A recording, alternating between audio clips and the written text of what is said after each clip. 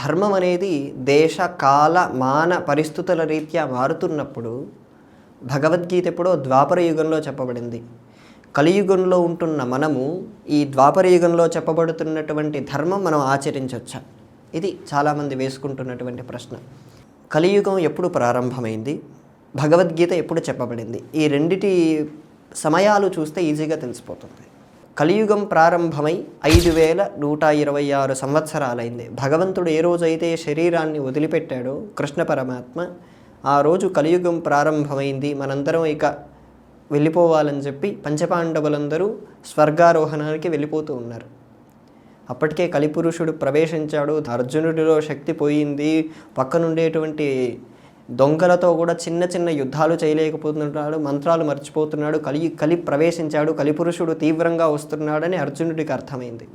అలా కలియుగం 5126 సంవత్సరాల క్రిందట ప్రారంభమైంది. 15-20 సంవత్సరాల క్రిందట ముందే భారత యుద్ధం జరిగింది. ఆ భారత యుద్ధంలో మొట్టమొదటి రోజున 18 రోజులు జరిగిన యుద్ధంలో మొట్టమొదటి రోజున ఈ భగవద్గీత కృష్ణ పరమాత్మ అర్జునుడికి ఉపదేశించాడు. మరొక 1,00,000 సంవత్సరాలైనా, మరొక 1,00,000 సంవత్సరాలైనా భగవద్గీతలో చెప్పబడినటువంటి గీత మరొక 100 కోట్ల సంవత్సరాలైనా సరే అది అన్వయించబడుతుంది. దీనికి మనలాంటి మామూలు వ్యక్తులం, మనలాంటి సామాన్యమైన వ్యక్తులం ఈరోజు రేపటికి తగినట్టుగా మాట్లాడతాం. కానీ భగవంతుడైనటువంటి వ్యక్తి సార్వకాలికంగా చూస్తాడు. అప్పుడున్నటువంటి కొన్ని లక్షల సంవత్సరాల పరిస్థితులను గుర్తుపెట్టుకొని తర్వాత మళ్ళీ మరొక అవతారం రావాలంటే, ఎందుకంటే కృష్ణ పరమాత్మకి మరొక అవతారానికి 4,32,000 సంవత్సరాల కాలం మధ్యలో ఉంటుంది. కృష్ణ పరమాత్మ వెళ్ళిపోయి 5,125 సంవత్సరాలైతే మన పరంగా ఇప్పుడు చెప్పాలంటే 4,25,000 సంవత్సరాల తర్వాత కలికి అనే అవతారం వస్తుంది, అదే భగవద్ అవతారం.